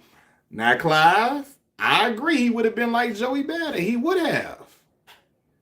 People, and then for real, people know more, unfortunately. People know more Joey Badass more for playing Unique in Raising Canaan than they do for rapping. Right? Big would have been like Joey Badass. He would have been like Joey. Let's talk about. First of all, I was watching. I was watching Cameron. Big was about to leave Puff after his album dropped, and he died. Yeah, it's always been some suspicious stuff around that. You know what I mean? Around the Bad Boy count. But I still believe that Big wouldn't have been. I still believe that Big wouldn't have been as big. No pun intended. Without Diddy's direction, musical direction. He always is an excellent rapper though. But what I was gonna say, hey, y'all watching Mace and Cameron. They was talking about who they talking about? Kanye. Cameron was talking about when he went to Kanye office in LA. He said Kanye office was like a cave, right? He said it's fire everywhere, fire over here, fire over there. He was meeting with Marilyn Manson and all. He say he was meeting with Marilyn Manson and stuff. He said they had this table of food. And he said the service was about this little, right? And he was like, Kanye was in there talking to him. Yeah, we gotta do this and we gotta do that. Yeah, we gotta stop this and stop that. And he say, I guess Kanye didn't notice that Cam was there, and he was like, "Oh, what's up, Cam? What's going on? What's going on, Cam?" He said he snapped out of all that crazy stuff as soon as he seen Cam, and he was like, "I was looking at him like, hey, what the hell are you doing, Kanye? What the hell is? What is you got going on?" And Kanye talking to Killer off to the side, like, "Yeah, what's going on, man? What's going on, bro? Yeah, I'm just, he said, sometimes when you see a dude you really know, he snap you out of all that other stuff you be on. Cameron. He said, I'm looking at Kanye like, hey, stop it. What you doing up in here? What are you doing up in here? You see Cam on CNN when they asked him about Puff. I saw that West Coast, but you know what, bro? I didn't like Cam's response to, because it's a way to just say you're not here to talk about that rather than talking about, I'm finna go get some cheeks after this and all. I thought that response was a little too childish. You know what I'm saying? Man, for real though, I feel like he too grown to be. Now Cam is being Cam, but Cam is childish though. Right. Clive said it best. Cam is a childish individual. He's very childish. He can be funny, but he's very childish. And so, and again, I grew up a fan of Cameron, but he's very childish. So he could have just say, fam, I don't want to speak on nothing he got going on. I don't really know nothing about it. He tried to turn it into talking about hitting some cheeks and stuff. And I'm like, Cam is 40-some years old. Address that in a different way. You know what I mean? Looking at him talk about Melissa Ford after she said sorry. Yeah, Clive. After Melissa, so it ain't even just that. I told y'all. Shout out to my New York brothers that's following this channel. Like, I know I would have to fight dudes from Harlem. There's no way I could be friends with Cam, and I couldn't be friends with him because we would fight. I remember him talking about how he did Jimmy when Jimmy started dating Chrissy. The man went and bought t-shirts to the studio for the guys to wear, calling him Tricky Ricky because he started liking a woman and taking her out on dates. Yes, because he started liking a woman and taking her out on dates. Cameron started calling him a trick and calling him Tricky Ricky. Harlem dudes be going too far, bro. Too far. Like, you can't just beat them in a fight. You gotta whoop their ass. You gotta bust their head. Like, you got to, because they go way too far. You know what I'm saying? There's certain stuff to play with. Yeah, because he started liking Chrissy. Cam was clowning him. I remember this little girl. One time, Cam say this one girl. He said, I seen the girl. She come up to me, Uncle Cam. I had to tell her, I'm not your uncle. Your mom used to give us head back in the day. You know what I mean? Like, yeah. Like, Cam would just say, he would just be doing crazy stuff. You know what I'm saying? But everybody meet they match. And you know what? That's why I wasn't mad. Like, why would you gotta say that to a little girl? You know what I'm saying? Why? Like, Cam do a lot of stuff just to be an a-hole. That's why I wasn't mad at Shakur Stevenson going at Cam and Mace. I didn't necessarily think they said not a lot of bad stuff about Cam and Mace, but they can be wilding. You know what I mean? Yes, every hood got a couple of Camerons. They do. And that's exactly why I don't hang with them West Coast. Because I know I would have to spin their head around like Linda Blair on The Exorcist. I know I got to hit you with one of, the little Pez dispenser? On the Pez dispenser, the little candy thing, you snap the head back. I got to get you with one of them uppercuts. Because I could never kick it with none of them. They go way too far, and you wanna put hands and feet on them. Like, yeah, him roasting LeAngelo Ball. LeAngelo didn't call him washed up. He just said, I only know Cameron for Sucker the Knot song with Lil Wayne, which makes sense because LeAngelo Ball is a young kid. He's younger than me. He don't know no dang horse and carriage like Candy was talking about. He don't know Come Home With Me, Welcome to New York City. He don't know what mean the world to you. He don't know Oh Boy. You know what I'm saying? He don't know them songs because LeAngelo's a young kid. He didn't say Cam was trash or nothing. He gave Mace his props. He just said, I only know that song, you know what I'm saying? But he was talking about me. I'm like, man, he said Cameron can rap. He said he can rap though. He can rap. And Cameron trashing LeAngelo Ball yesterday. He was trashing LeAngelo Ball today. He should know Down and Out. I don't know, Clive. Down and Out came out, what, 04, 05? Purple Haze album. What was that, 04? You know what I'm saying? And I don't know LeAngelo. I don't know what LeAngelo was listening to be real with you, because sometimes music is coastal. I know people that's from down south, Clive. Clive, you from Tampa. I know people in Mississippi that never heard Down and Out. Right. You know what I'm saying? So, but Cam be going far though. That's why I wasn't mad at Shakur. It's a time that like Down and Out is fire. Cameron was rapping on Down and Out. And your street murders are legislated, the nerve, I never hated. What is it? Observe, cock and spray, hit you from a block away, drinking sake on a Suzuki, we on Osaka Bay. He was going crazy on that. Plug your ace, take your girl up her face. And he was rapping on that. Yeah, that joint hard. Yeah, Cam was rapping. But I mean, what is it? What do you say? Hit your funeral up, then Harlem Shake at the wake. That was hard. Especially my closet's pet cemetery. I get approached by animal activists. Live in the zoo. I run scandals with savages. He was going on. He was going off. Yeah, the Curtis disc was fire. Yeah. But I think LeAngelo, he just young, so people don't really know them songs like that. But yeah, but the way Cam carry on, that's why I wasn't mad at Shakur Stevenson going at them, like going at him and Mace like that. And he had to remind him and Mace, I will whoop both of y'all on the same day. And you had people that watch boxing and say, no, Shakur, you ain't gonna whoop them. You ain't got no knockout power. Shakur don't need no knockout power to knock out Cam or Mace. He's a professional boxer. There's nothing Cam and Mace can do to him in no fight, unless they gonna grab a weapon. You know what I'm saying? I go to war, old Tim, batted boots, hand grenades, goggles, and a parachute. He was going off. That's my part right there. You a steward is good, ma. I fly too. Nah, Made and K, man. Nah, Cam and Mace run. Hey, they got, the Cameron and Mace fans got mad at me one time because I was like, Cam be talking crazy.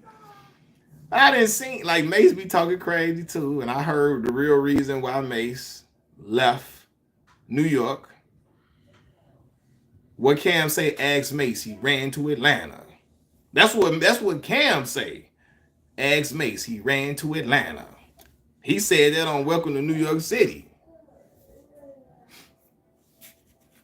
And I'm a fan of their music, but I know a-holes when I see them.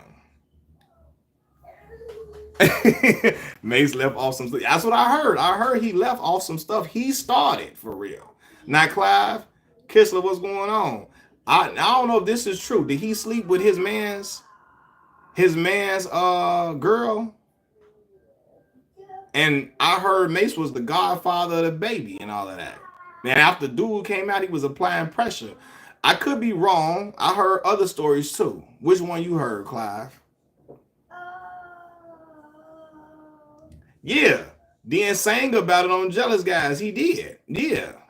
And then kept making songs like because Mace was out here messing with all the dudes' girls, but mess with his man's girl. That he was the godfather of the baby. He was the godfather of his man's baby, then mess with his man's girl. Yeah. Then made the song. Then he had Looking at Me. What he say in the song Looking at Me? Um uh what he say in that song about messing with dude girl? What he saying Looking at Me? He said something like I'm trying to remember the verse. Clive know what I'm talking about when he said it Looking at Me. Why you don't like me? Cause I'm mad, fly, and icy, and why you can't satisfy your wifey. There you go. Clive got it for me. That is exactly what he said, Clive. I knew you was gonna give me the bomb. I'm like, that's what he said in there.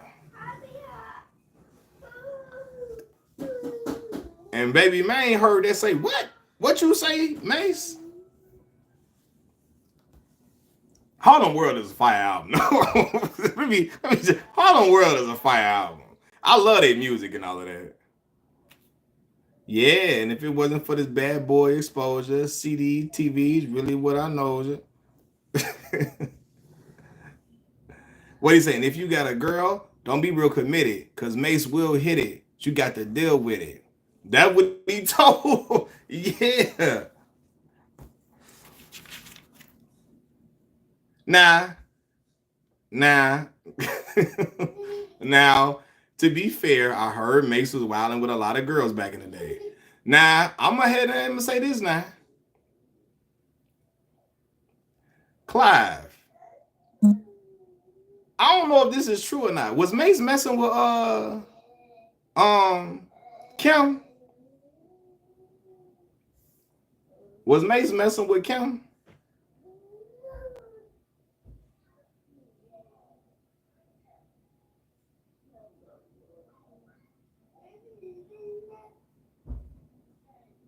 So I do not know.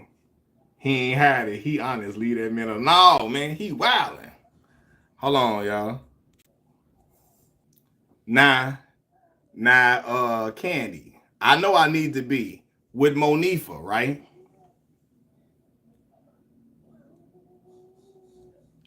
With Monifa. That was a joint though. But Mace was talking about not messing with an underage girl on that joint. How she was young or something. When he talking about that on that song, Candy? When he talking about how the girl was too young or something? Wasn't he saying something like that on there? I swear I remember him saying something like that on that song. Yes, he was. Yeah, I was say I know I remember him saying that. That's how the intro started. Yeah. Now I'm like, Mace, what you? You feel me? No, he was talking about like how the girl was like underage and he couldn't mess with her. He didn't want to go to jail or something like that. He couldn't be going to jail. That's what he said in the song. Like she was too young where he didn't want to go to jail type stuff. Right, he did. How old he said she was in there, Clive? 16? How old he say? He said underage and she was in school. Okay, right. I'm gonna say I know I remember that joint. 19. They said she was 19. No, Clive said he said that girl's not 19. Right, you know what I'm saying? No wonder Drake be using that verse. Monifa was killing the hook though. She was killing the hook, but yeah.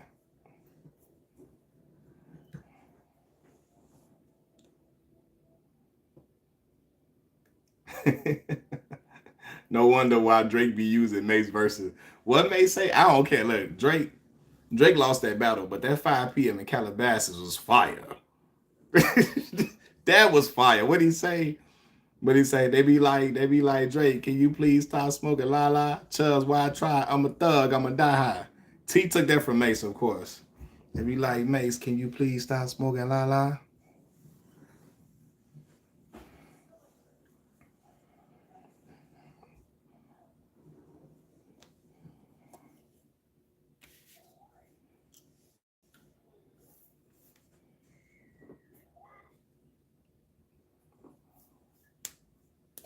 When it comes, he said she was not anything about the school. That's how I know. Right. He did say that. He did say that. Yeah, brothers is a little. Some stuff don't need to. Hey. Rappers is a little wild now. Cause what? See, Candy said that song made her uncomfortable. He was. I was like, I know he would talk Bad Boy Records, baby. I'm like, why is he rapping about looking at this girl and then knowing I can't mess with her because she under, like, rap about something else, fam? Because I bet Diddy helped write that song. Like, what?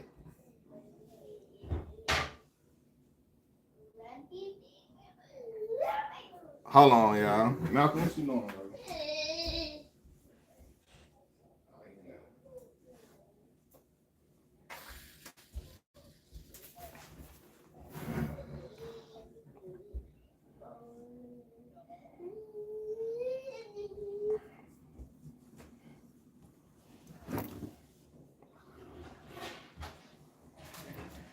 No one brings it up, but DMX did say that. I'm gonna tell you this. Belly is an uncomfortable movie for real. Cause the stuff that DMX was justifying in that movie with that young girl, that is wild. But dudes in the hood was really moving like X was, like in that movie. That is a really uncomfortable. The stuff that was being said and the logic he was using with that girl, that young girl. Like, man, what?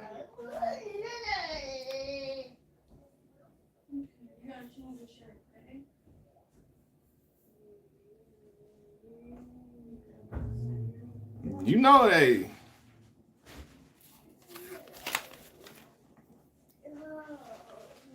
One old girl called Tommy phone. And she was like, she was a girl in high school. She was a little girl. Okay, come on. And she said Tommy told her they can't do it yet. Cause she said, yeah, me and Tommy grew up together. He taught me how to tongue kiss and everything. Then she say Tommy say he can't actually have like intercourse with her, but she can do something else for him because she underage.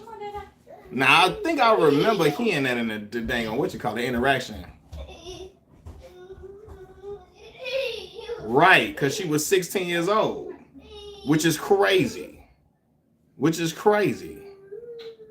That was X character. X character was applying that type of logic to messing with an underage girl. She's not good for it. Only thing she can give you that though. Oh, he didn't say that in the song, but in the movie Belly, the character that he played, right, in the movie, he didn't say that ever. But in the movie Belly, yes, the character that he played, he was messing with an underage girl in there, and she was calling the phone, and that always made me uncomfortable with his like character. I'm like, yo, what is he saying? like, yo, the movies and stuff that was being done in the movies back then was crazy. Right, getting mad when she didn't do her homework. Don't you? Hey, them directors, Hype Williams. Yeah, that was a Hype Williams movie. What was they on? Man? Like, what is y'all doing with this film and the direction of this film? That's crazy. That definitely was Hype Williams though. I was looking like, Why is this in the Next Day Air? I ain't never seen Next Day Air. Now come to think about it, I ain't never seen that.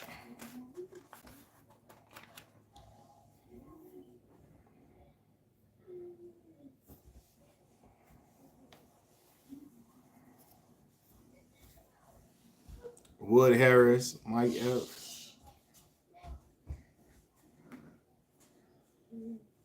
You want some more to drink, baby? All right, hold on, y'all. I gotta get my song together. I'm finna get off in a minute, though. So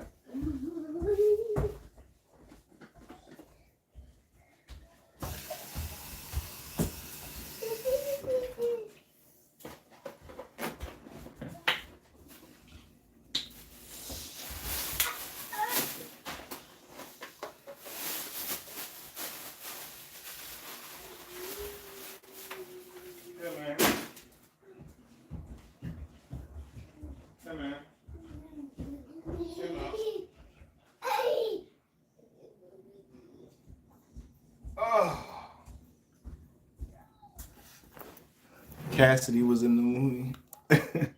Donald Faison. Oh, Cassidy was in Next Day Out.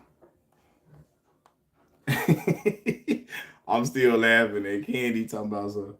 Hey, that song with Mace and Monifa. You said that was creeping you out. Like what? What is Betha on here talking about? You know, that's what Jim Jones and Cameron used to call him when they was beefing with him, call him Betha. What Betha? I don't know what Betha doing, man.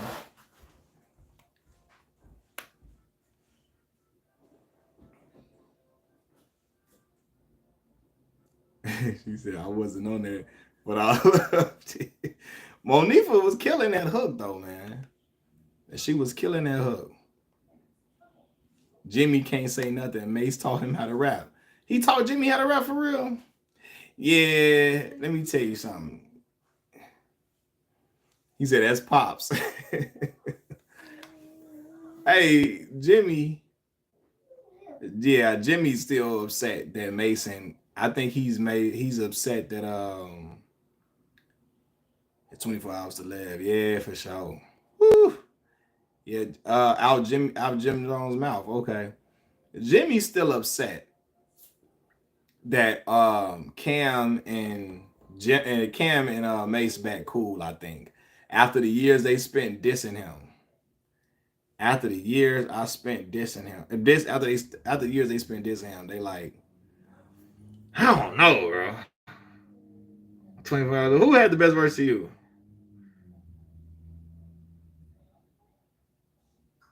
I don't know. Cam has never smiled this much. No Diddy. Yeah, he having the time of his life up there next to Mace. Having the time of his life. I ain't never known Cam was this funny either like that because he ain't never shown this side with Jimmy. Even when they did the verses, he was not having fun. He was up there for a check.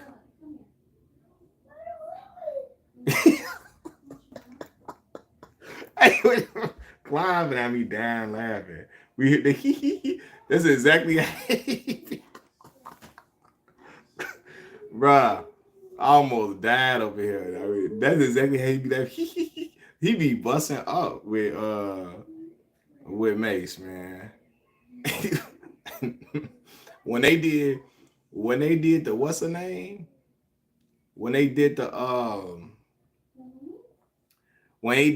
verses, I could tell Cam was like, all right, let's go ahead and let's get the long as the check clear, I'm there. That's how he was thinking.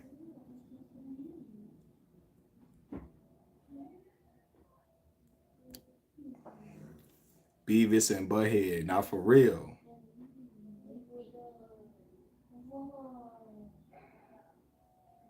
He said he done with this. Oh Lord.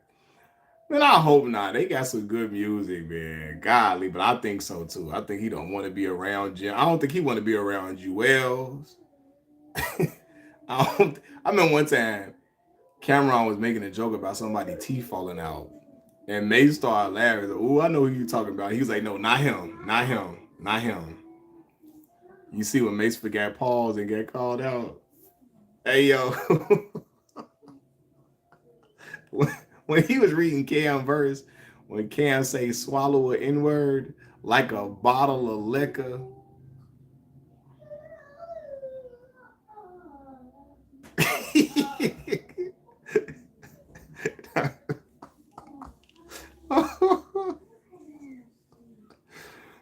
Oh man. Oh, Jewels ain't back like cook crack no more. He's human crack in the flesh. Man, Jewels got addicted to that lean, man. And I remember back then Cameron was like, see, Jewel start sipping lean, and that's not our culture. We from New York.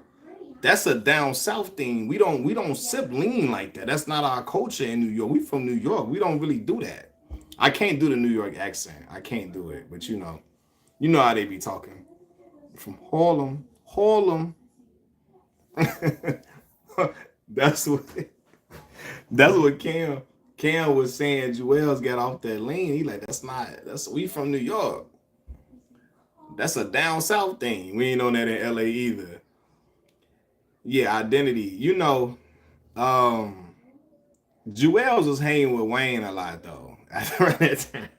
Around that time. And Wayne and them Southern boys was drinking that lean heavily. So yeah, J.R. Ryder fire. I remember the first time I heard J.R. Ryder was on Honey Dip. Honey Dip was on, I think that it was the Diary of a Summer album. Yeah, I was like, who is dude? Had that '06 Charger remind him of a 7. Wayne was dumping a bottle into Hawaiian punch jugs. Yeah, they was all wilding off of that. That lean was a thing. Down south Texas now, yeah. But Jewels was kicking it with Wayne heavily. That's when they was doing I Can't Feel My Face, all of that. I came to rep my hood. I gotta ride clean. Gotta smoke good. I'm pulling on big fat cigars like Shug. I ain't gotta explain what's already understood.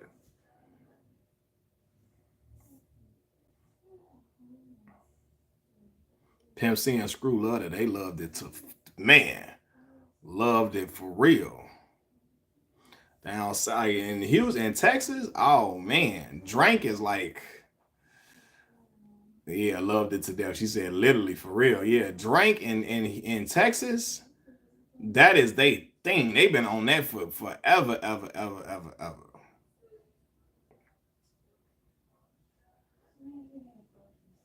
I'm just mad Pimp be so critical of others and turn out he a fan. Yeah, Pimp is very critical of people, for sure. But that's really like a lot of men, especially of that era.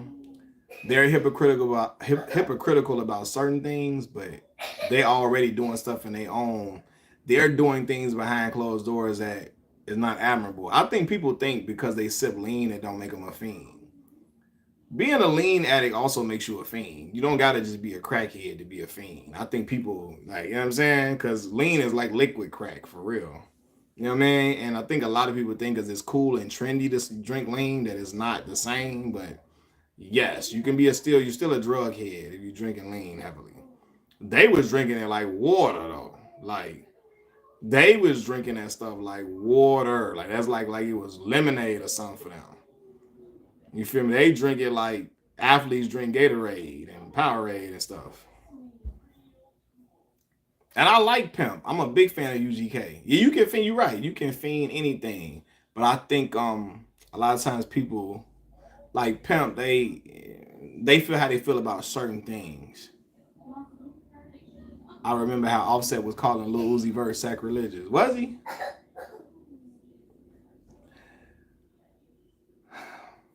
You know who somebody I don't get the fanfare of, man? Like Playboy Cardi. That he got a humongous fan base. But he be on some demonic looking stuff to me too, a lot. You know what I mean? Playboy Cardi. He be taking it a notch past Lil Uzi Vert to me. But he got a humongous following. He got a humongous. Like, and we don't be hearing none of his songs on the radio, but he got a huge, when you look at who's the most streamed artist, Playboy Cardi is up there with the most streamed artists. He said none. What's one? Magnolia. Yeah. What's that in Magnolia? In New York, I merely rock. Out of them outside. That's Magnolia.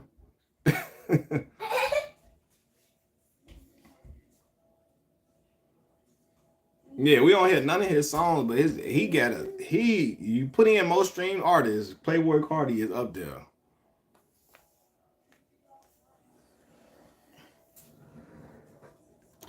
Cool beat. Hold on, y'all. Travis Scott is like that. Yeah, Travis Scott like that too. I ain't never been a Travis Scott head, but a lot of people are.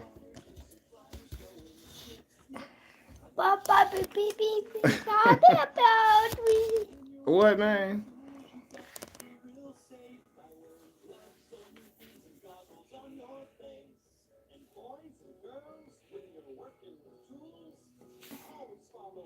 Nobody listens to radio. I got Big Boy on in the morning. That's it. Big Boy. Big Boy. Shout out to Big Boy, man. I got a lot of respect for Big Boy.